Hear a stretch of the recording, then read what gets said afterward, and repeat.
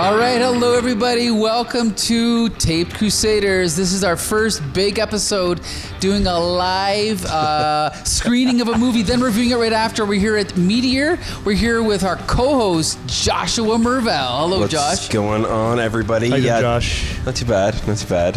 This is pretty exciting, I must say, isn't it? This was really fun. It's a way better experience, I think, watching the movie with everybody and then like being able to like sit down and talk about it afterwards. When you say everybody, you mean the other two people sitting at the table with us and right now, our right? audience. And our audience. Thank you, audience, for coming out. Thank you, audience.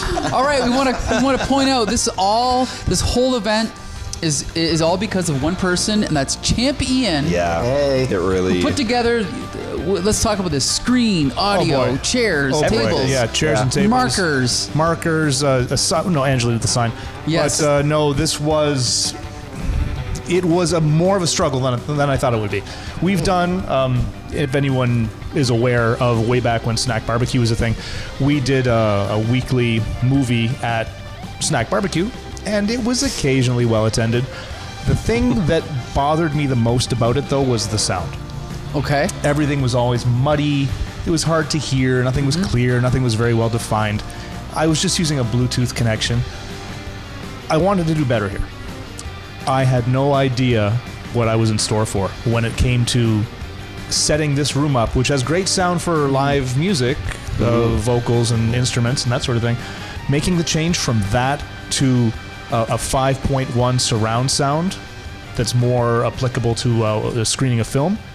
I had no idea what I was getting into, and I've spent days crawling around behind cabinetry, running lines, reconfiguring the soundboard.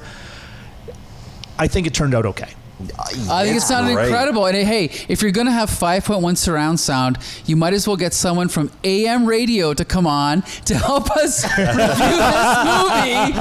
movie. Dan MacDonald, thank you so much for joining us. Are you kidding me? It's Howard the Duck. And I gotta say, it sounded and looked phenomenal. Yeah. I wasn't expecting what we got. Like it was movie quality. Like it was legit. It was movie fantastic. theater quality. Yes. It was really, really good. It sounded amazing. I was blown away. I gotta admit, Ian, like I was blown away by how good it sounded. Yeah, me too. And how good it looked too. I incredible. appreciate all that. That's what we're going for here. We always, no matter what we're doing, we want to blow you away with it.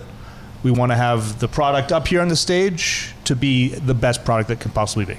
Excellent. Okay, so for anyone that doesn't know, we've been doing Taped Crusaders for about 19-ish, 20-ish episodes now. Yeah. I don't know what number we're at now, but so again, this is the first time we're actually screening the movie live, and then we're reviewing it right after. We're at Meteor here in Windsor, Ontario, right across the street from the Capitol Theatre. Meteor Uniplex. Yes, the Uniplex. Love it.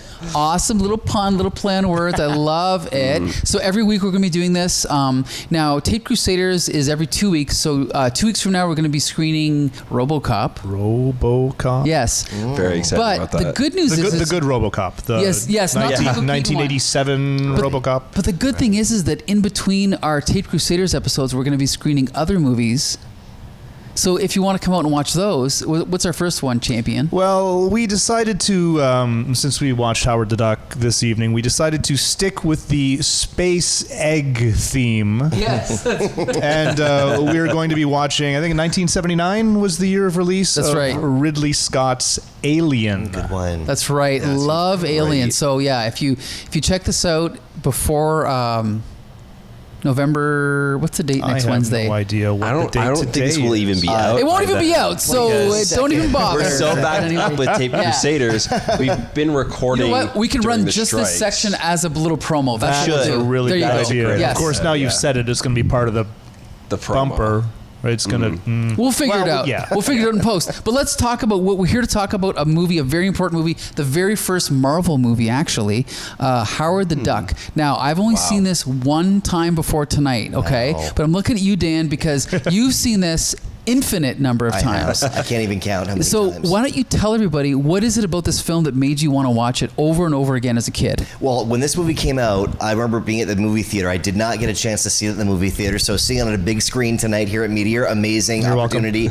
I saw it when it came to First Choice, Channel 22, cable. Okay, for yes. the Windsorites out there, and I VHS video recorded it, and I watched it every day of my summer vacation in the summer of 1986. Wow. So something about it, I think it was just zeitgeist for me because it was one of those films that the big score, there was so much buzz about it. I had a thing for like the band The Bangles at the time. Oh, everyone does. And it was yes. an all-girl band, Sure. Cherry Bomb, which I thought was a reference to Joan Jett. Okay. I loved the music. I loved Leah Thompson. I loved Jeffrey Jones, who played the Dark Overlord, and Jennings. Something about it was just a magic summer big blockbuster movie, even though it failed. But I didn't know it failed when I was a kid. Like, I watched it. Yeah. No, you don't know these things. You don't know these. You don't know what's a bomb at the box. For me, it was Howard the Duck. It was great. It was Leah Thompson doing songs written by George Clinton and Thomas Dolby and Allie Willis. Wow. And this You know your crazy, stuff. Yeah. I can go into the whole soundtrack thing. I have a whole thing on that. But for me, it was just such a fun film. And looking back on it tonight, I love that they kind of did such a campy film. They almost did it like straight.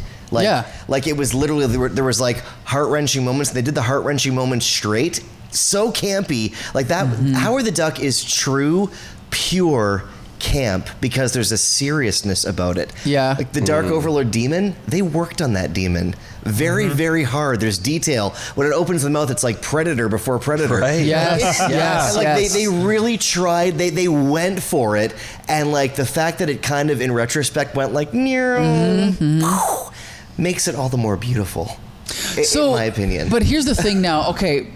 I don't know if you know the soundtrack. Have you read up on the history of the box office performance? Because I guess my main question is, before we get into our reactions to this, did George Lucas know it was going to fail, or did he think, hey, I've made another hit, here we go? Like, do you know? That I don't. I do know that with investment and whatnot, people who are investing, he was on a track record. He had like Star Wars films, Indiana Jones, and I know people were saying, come on, anything George Lucas does, throw as much money as you can. Sure. And finally, people were like, okay, we just got out of Return of the Jedi and Indiana Jones.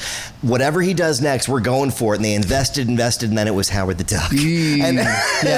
What a time to push all your chips forward. Right? Like, but I don't know. In a way, I always root for the underdog, and I love that this film kind of became a cult classic. I feel like it's almost like it's tapping into the innocence of being a child a bit. Like I watched it the first time as a child, so I just got the pure wonder of it. The Dark Overlord was actually scary to me. Sure. Like I kind of even believed the weird like bestiality love plot going on between Leah Thompson. But I was kind of like, oh, like I loved all the characters. Like I saw it as a straight film when I was a kid. Yes. And I believed it all. So I don't know, watching it tonight, it's aged very, very well. Did George Lucas know though? I don't know if he knew it was going to be a bomb or not. Okay, I'm just going to give a brief reaction. I'm going to say that watching this movie, I think I was in for the first half-ish. Okay, I was following Howard, I was following Leah Thompson, and then the moment that, what's the bad guy's name from the principal? From Jennings. Jeffrey Jones. The moment that he gets possessed, don't get me wrong, he is awesome. He's great. Yeah. But that's the point where I think I started to lose the plot, and it started to go veer off the rails. But up until that point, it was almost like Ninja Turtles, where you have these puppet characters interacting with a regular girl, human, and I was following it. But after that point, my eyes kind of glazed over, and I felt like it was an out-of-body experience. I was watching myself watch this movie, and I was like, what in the heck is happening? I'll save some of my other comments for later, but Josh, I want to know, this is your first time seeing it, right? No. I would watch this like every once in a while with friends in high school. Surprising. Yeah, just because of how... Ironically, or... Yeah, ironic, because it is such a ridiculous movie, and it's like... I think if it wasn't this like weird cult classic that failed, I don't know if it would be as enjoyable. Yeah. Like it has this weird charm to it that it is kind of a crummy movie that makes it great. You're supposed to hate it, and in the supposing to hate it, you end up enjoying it. You would otherwise. If you think about it as a film and a story, it's very bad. But there's just something that draws you in when you're watching it that you can't help. I think there's like a genuine they thought they were making a good movie. Yeah, right? I think they really did. Yeah. Like they really tried. There's a lot of heart in this film. Yes. Far more heart than you have in your regular.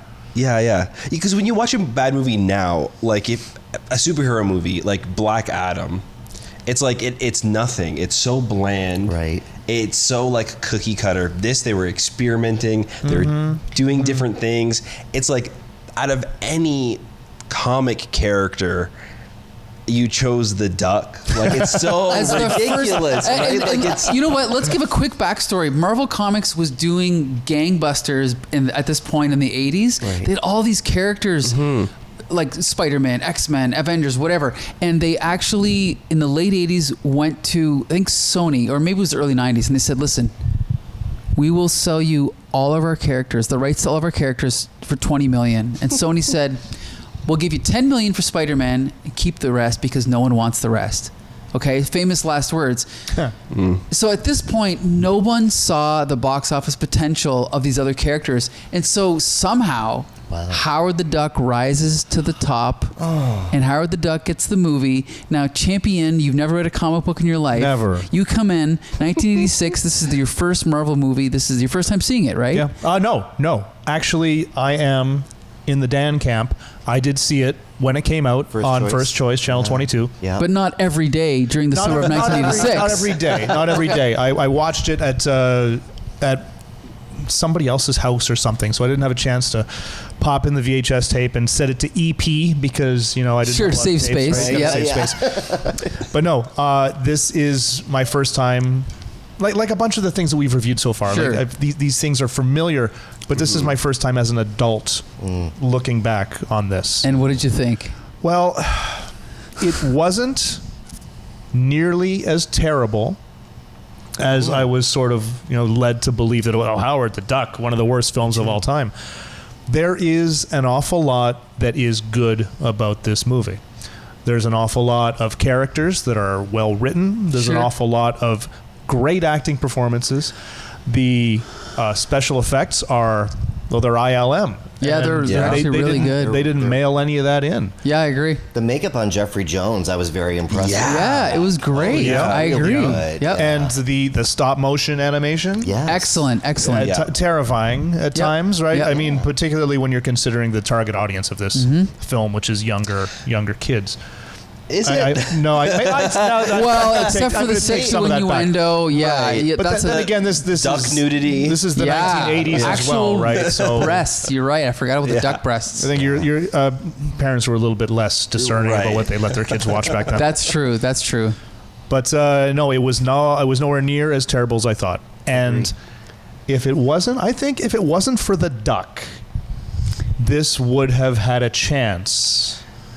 But yeah, I kind of see what you're saying. Like the duck ruined everything. The costume, the acting, the voice acting. I think the duck was awesome. I think the duck costume was awesome. It was a well-made costume, but I guess this is my thing is I'm watching this movie and I'm lamenting for a lost time when you could have a guy in a duck suit and just do a movie about him and somehow everyone just goes sign me up, Leah Thompson, I'm in. It was big and no one questioned it, right? Yeah, it was huge. Right. And so I know what you're saying, Ian, but in a way I kind of go, why take out the duck? That's the best thing. I'm not saying take out the duck. Okay. I think I know what you're saying. Because it does have this feel of like it's like two different movies, right? Like him coming down and the fish out of water stuff, and him wanting to like be in a band. That is one story, and then there's like the science-y alien subplot that is like a completely different story. Right.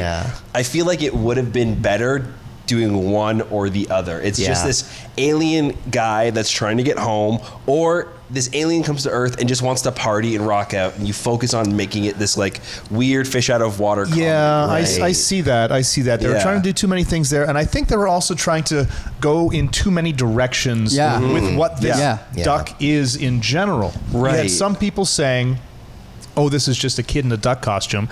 You had some people freaking out, like the dude at the back of the bus, like, that's a duck. And so, like you weren't really sure. The movie didn't seem sure if it wanted to play this duck off as everyone thinks it's a duck. 100%. Everyone thinks it's a person in a duck costume.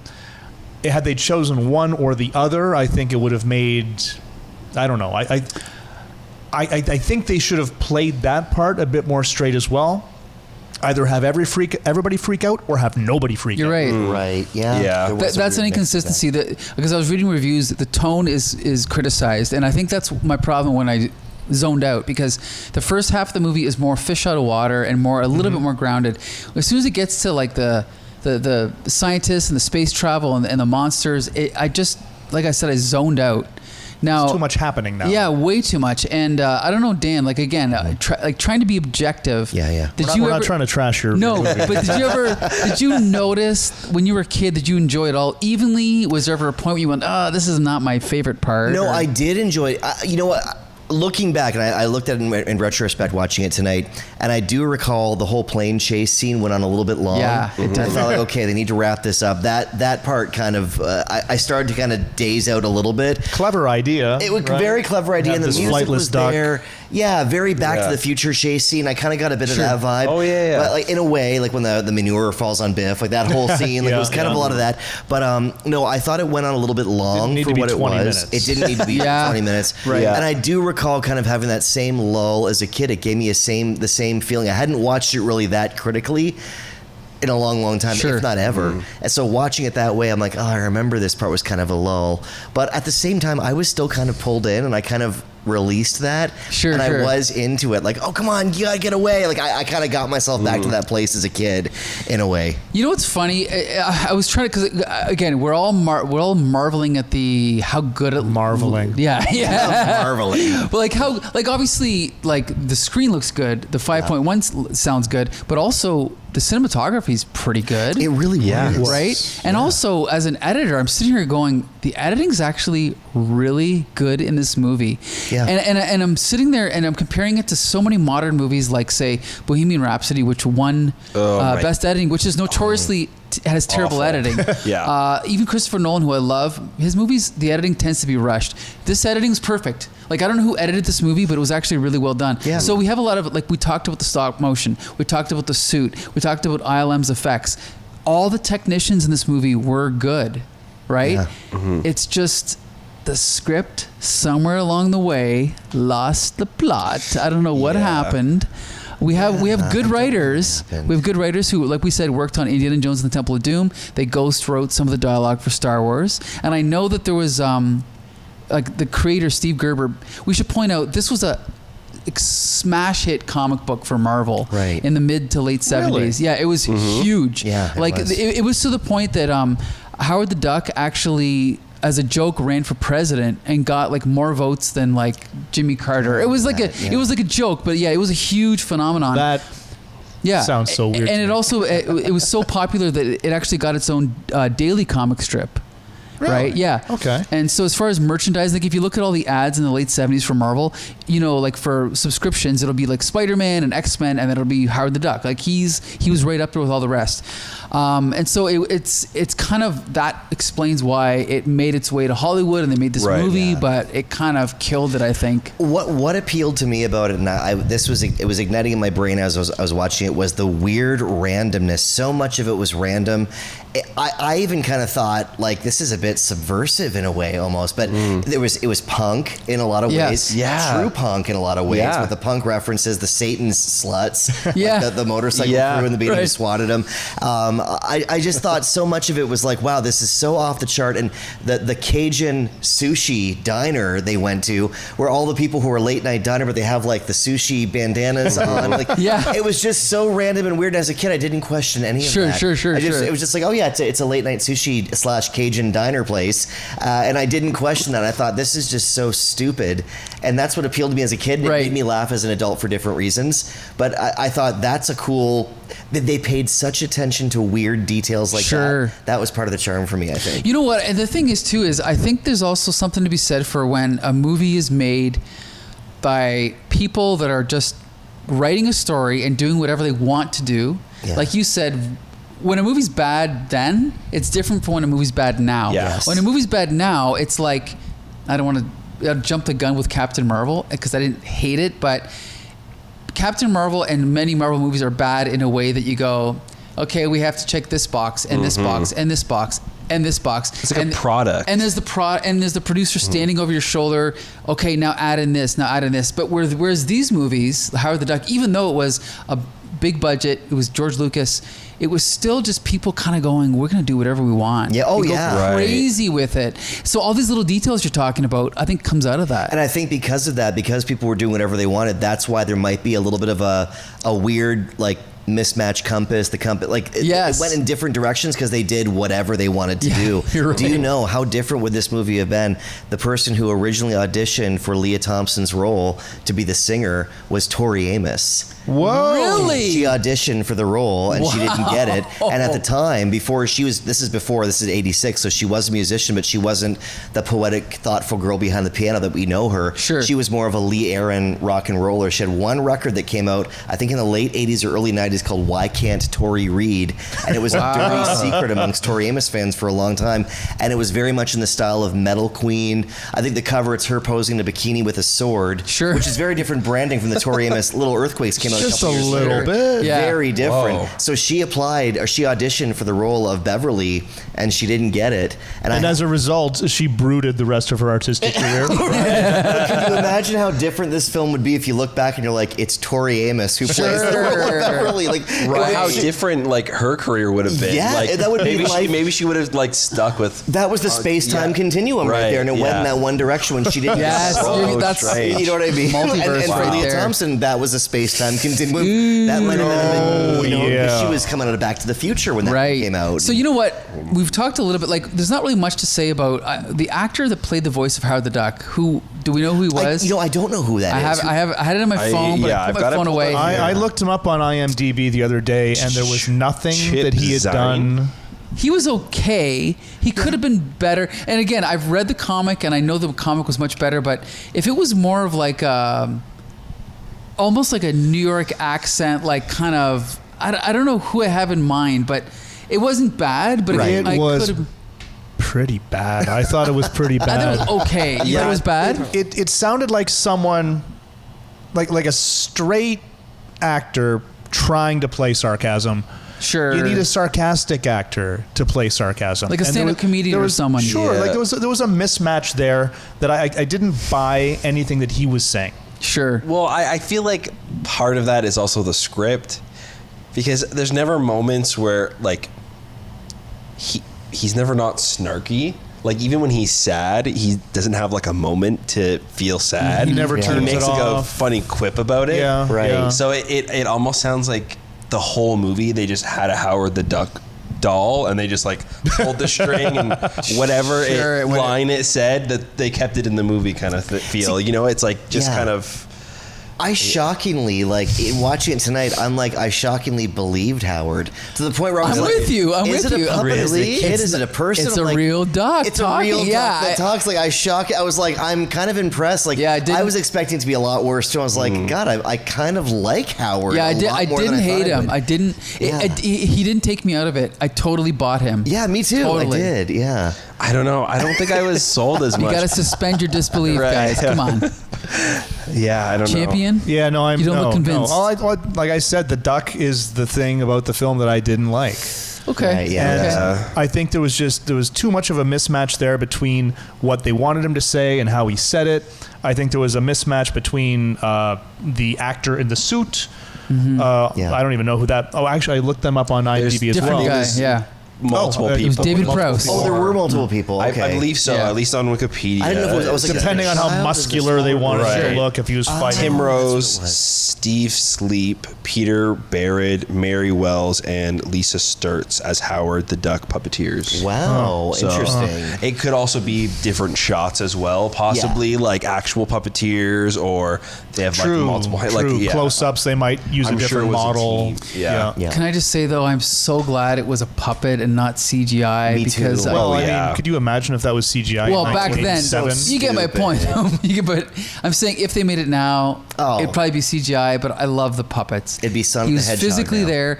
Yeah, exactly. I respect that as well, and I feel that some of the other good performances are directly related to the fact that there was an actual person in a suit yeah. in that room, and otherwise, I don't know. Leah Thompson gave such a good performance. She did. Leah Thompson's great. She made me believe that she actually gave a fuck about this duck. Yes, Yeah. I agree. And despite the fact that he's just, I don't know, he was very, like, the character, like, it was a very well-made suit, but it didn't allow for any sort of emoting. And I didn't care for the voice acting, but when she's like, what am I going to do with you, ducky? I believe every word of it. I believe it all. I think. Yeah, me too. I did. We can all agree. It's like everyone in the world loves Leah Thompson. Do you agree? Oh, yes. I have the weirdest crush on Leah Thompson. People have moments. Leah Thompson made me question my sexuality. I got It's like, am I attracted? Like, maybe I wanted to be Leah. I don't know what it was. I loved her in that film, and I had such a crush. And that was coming out of Back to the Future too. I loved her. I love that she was a singer in this like this raunchy, grungy, like weird metal but not metal pop metal band. Like I thought she was just so cool in the film. Like, I loved her character. The fact that it was in Cleveland too. Cleveland. Like Cleveland. Like, I thought that went along with the randomness of it all too. That it was set. And it was a love letter to Cleveland in a lot of ways. Like, Cleveland, I think, was grungy back then too. And I thought I was like, it's so interesting they chose to set this in Cleveland in a You would have expected like, oh, this is going to be in LA or New York. Right. Cleveland. Like, what? You know what's funny? I went through that when I rewatched Back to the Future a couple years ago. When Leah Thompson came on the screen, I was like, oh my God. Now it brought back memories of 30 years ago. Yeah, it's like, what the fuck is with this girl? She's amazing. Incredible. And you mentioned the punk thing. She's playing a punk, but she's so kind of like innocent. Yes. And a little like kind of like an airhead at times too. Yeah, absolutely. Planet Earth, I think. Yeah. Just, and it's funny because the bedroom scene between them was so well done. We have a puppet. You have real interaction, and you're sitting there, and you're like on the edge of your seat, like, what's going to happen? What's going to happen? So it was a little well unnerving. Done. It was also bestiality. It was so but it was so well done as to have made me a little uncomfortable. Did you notice? I kind of believe this a bit too much. Like, what's going to happen here? At the end, I was waiting. I was like, I don't remember this exact endings. After the credits come up and they kind of go backstage, her, Beverly, and Howard. They almost kiss, but it kind of blacks out, and you're like, I wonder, are they together now? And I also wonder if they like filmed a kiss or something, and they were just like, this is not working. Maybe Let's fade out. It. Yeah, I thought the same thing. I was like, oh, there was a kiss there, totally. Well, you know what's funny? I interviewed a couple years ago before she passed away. She's from Detroit, Michigan originally. Allie Willis is her name, and she co-wrote all the songs that Leah Thompson sings. Oh, wow. Really? And they're actually good. They're actually decent songs. Now, this woman, Allie Willis, just for some background, she wrote a bunch of Earth, Wind, and Fire songs. She wrote September. Really? She wrote, holy crap! Are you serious? She did. She wrote September. That sounds awesome. She wrote a bunch of songs for the Pet Shop Boys. She wrote the song, the Friends theme song, "I'll Be There what for." The heck? That's her. Are you serious? So she wrote all the songs for Howard the Duck with Thomas Dolby and with George Clinton. He wrote some of them too. George Clinton. So they all went. She told me. I said, "What?" Because she said, "What do you want? What songs do you want to know about?" I said, "Tell me about the Howard Duck songs." So she said, "Okay." She goes, "So we all went to the Howard Duck premiere, and apparently the Duck came out to like introduce it, and everybody." Like Thomas Dolby and George Clinton, they all burst out laughing, being like, as she said, she's like, oh my God, her words, live on the air, by the way, this is when I was on the river, she goes, when that fucking duck walked out, she goes, we burst out laughing, thinking, what the hell are we putting our names on here? But think about that, Thomas Dolby, I mean, he's the She Blinded Me with Science guy, George Clinton. Right. And never heard of him. And Allie Willis, right. And she wrote frickin' September. Like, I mean, she's a legendary songwriter, and the power they had in this movie was huge. And the fact that they all burst out laughing when the duck walked out on the premiere night, I was like, what a snapshot in time that was. They knew right then and there where this was going. So, one of my favorite interviews I've ever done, though, was that. That's great. We'll have to get a copy of that. Does it exist somewhere? It is. It's on SoundCloud, Excellent. And I literally, she's like, just rapid fire me, what songs do you want to hear about? We went through all of them, but I was mostly focused on the Howard the Duck songs. Wow. What about the main song, the one that's stuck in our head? Howard the Duck, that one. Did she write that? Yes, she did. She did with Thomas Dolby and George Clinton. I know for sure had a hand in that one. Come on. Yes. Really? Yeah. So catchy. Yeah, very catchy. Again, back at a time like, okay, we always talk about Scott Pilgrim, which grossed like $2 at the box office. Right. The songs. Those were my $2. Yeah, they're, the soundtrack's amazing. Right? I took a girl to see that movie, and I broke up with her because she didn't like it. I would have done the same thing. Oh, wow. Good. Good. Yeah, there you go. Anyway.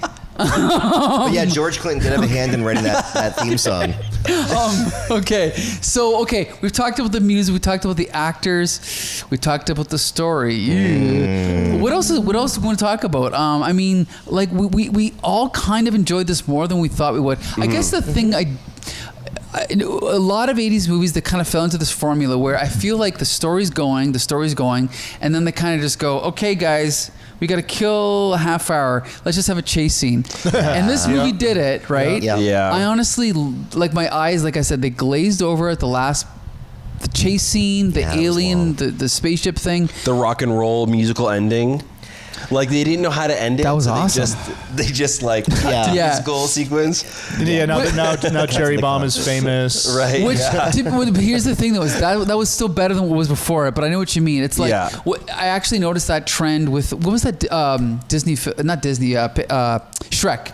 Oh, sure. Was it Shrek that ended with them all singing? Yeah. That I hate that trend. You're right. It's kind of a cheap way out. Although I did like it in Howard the Duck. It kind of worked. But anyway, it fit the tone. Yeah. Whatever tone there was, it fit it. Yeah. The tone at that time. Yeah. Well, even looking maybe way too deeply into this, but I'm watching it tonight. I was like, okay, so she had a sleazy manager who wanted to bang her, who I think even says, "I'm not giving the money until she puts out." Howard had a respect for her. That was even how they met. He was right. When she was being insulted eventually. So he took over as her manager, and then they became famous because he was focusing on the music and empowering her. So I was like, oh, this has a feminist slant that I wouldn't have picked up on as a kid. I thought that was kind of a neat thing I picked up on. And maybe I'm reading way too deeply into this, but I'm like, this is a little bit feminist here. You know what? To be fair, the co-writer was a woman. Yeah. Gloria Katz. Right. Yeah. She's the lead singer of a punk band. She's walking home. She gets like assaulted by those two guys. Yeah, borderline assaulted. She's like, Howard steps in. Yeah, Howard doesn't just like save the day either. She's beating the shit out of them too, right? Like, Yeah, so I think you're right. I think you're onto something. I don't think it's reading too deep into it. I think it was there. Yeah. I think. Anyway. And I did not know that fact that the one of the producers was a lead singer of a punk band. No. I'm saying her character in the movie. Yeah. See, that was going too deep into it. No. But you're right though. It wasn't like Howard saved the day. He just helped her get the upper hand on these two guys who were trying to put the moves on her. Yeah. So it was cool. I don't know. I thought that was, again, even just through, like, I think because I took communications and so did you at the university, right? Yeah. One of my favorite things was when they would analyze, like, say, Disney films or any pop culture, because there's always like a subtext to things, whether it's intentional or not. Yeah. And it's always fun to analyze these things, especially 20, 30 years later, right? Yeah. We can look back at these things. That's why sometimes it's actually more interesting to analyze bad films or popular films, just to kind of see, well, I was really worried because I remembered that scene in the alley and I remembered some of the words they said that were derogatory. I'm like, oh, is this going to be one of those films that has aged really, really bad? Right. And I think bad films, they've aged especially bad the past 3 years, I want to say. Sure. We've gotten very, very touchy with certain subjects. But I was actually very impressed considering what this movie had in it. Sure. Like, I'm like, this really stands up today. It's not really anything where that would be canceled, I don't think. That's a good point. You know what I mean? Yeah, You see some movie like 16 Candles, and I love that movie. Yeah. But my God, the things that went on, that true. would not fly today. Howard the Duck, I thought, in that context of being PC, in a movie that was very, very punk, talking about a woman having a relationship with a duck who was a lead singer of a punk band and all this stuff. I thought it aged very, very well, and it holds up today, and it wasn't really too taboo. That's a good point. I think I'll have to agree with that. It wasn't like, oh, this wouldn't fly today. It's like, no, this all is pretty decent today. It stands up. It's good. It's not bad. So is there ever going to be a day when Howard the Duck is recognized as a good film, as a classic film? Is it a good film? Like, if we're entertained, like Showgirls. Showgirls is one of my favorite movies. Interesting. Horrid, but I look back on it and I absolutely love it for all the wrong reasons and all the right reasons. And they've backpedaled and tried to be like, well, it was meant to be satire. Yeah. Like, no, you did that straight face. Sure. And I think they did Howard the Duck straight face too, and that's what makes it so great. So I don't know. Is it a good movie? Like, what's a good movie? Is it something that entertains and makes? Well, a good movie is a movie that you walk away from feeling good. Right. In one way or the other, that you feel as though you didn't waste your time. Right. Did you waste your time, Ian? I don't feel as though I wasted my time watching this movie. I feel that there are problems with this movie. Yes. Yeah. But on a whole, it was very entertaining. Yeah. I had a lot of fun watching it today. I also think it does help that we watched it together. Sure. Yeah. You know what I mean? I don't know if I would be as forgiving if I was like by myself. Like, oh, okay, I've got to watch this for the podcast. It's true because up until almost, this is the first one we watched together. Yeah, it is. Yeah. A lot of these movies, like, there's nothing worse than forcing yourself to watch a Doc Savage on your own. Scarlet Pimpernel. Or Scarlet Pimpernel. Like, oh my God, how much longer is like left? 2 or 3 times trying to watch it. It also helped that we had popcorn, thanks to the lovely Angela, who I think thank is you, Angela. at the back of the bar right now. This is the place to come watch movies, by the way, Meteor. Yeah. So you know what I think? I think now we're going to have to rewatch Scarlet Pimpernel. In Meteor. I quit. That will fix our perception of it. No, seriously though. So we are going to be doing this every single week on Wednesdays, right? For the most part, unless we're preempted by like a live music performance, which occasionally happens. Yeah, so be sure to check your Where's the best place to check? Where's the best place to check? We have a website, TikTok, meteorwindsor.com, that I'm in charge of keeping up to date, so it is occasionally up to date. In terms of this here, what we're doing, I guess you guys, Comic Book Syndicate, are going to be advertising some of this as well. Yes, absolutely. Yeah. Yep. So basically, every 2 weeks or so, we're going to be doing a comic book movie as Taped Crusaders. We'll be reviewing it afterwards. And then in between, we'll be doing other movies, starting with Alien. Yes. Just like no rhyme or reason, just stuff that we think we're going to like. I love that you had dislike. previews. Yes. Previews. Like when the Alien came on as a preview, I was not expecting that. Well, I wanted everyone who was here to know that this is what's happening. Yes. I'm in. And just for the record, Dan, the invitation is out. When we get to Tank Girl, you are invited to be our guest. Good, because I have just as much info on Tank Girl as I do. Can't wait. That's awesome. Okay, so also coming up we also have a podcast Slam where we're talking about every single DC superhero ever made. Coming up, we're going to be talking about who's coming up. I don't even remember. We just finished Justice League and Justice Society, and then we moved on to Starman. And I believe next is Dr. Midnight, so be sure to check those out. Oh, yes, We've that's also right. got a ton of movie reviews coming out. We're catching up on all the ones that we were holding back because of the strike. Like How long ago, just because we're not going to be airing this one for a while, how long ago did the strike end? It ended end of October, early November. So we're about a week after the strike ending right now as we're recording this. So you'll be watching this probably 8 months after the strike. Something like that. So be sure to check out everything. It's all on comicbooksyndicate.com. It's also on YouTube. And where else is available, Josh? Anywhere you can find podcasts. That's right. We are doing video podcasts now, so I think the best place to find us is our website or our YouTube channel. Our website is thecomicbooksyndicate.com. That's right. If you are watching us on YouTube, make sure you leave us a comment or a good comment, a nice comment. A nice one. No bad comments allowed. Let us know what you guys think about the movies and the comics and the things that we're talking about. We want to keep that comics conversation going, so please keep in touch. Also, shout out to Roman for setting the cameras, for suggesting the fog. He left as soon as we started talking. Anyway, and we'll see you next time.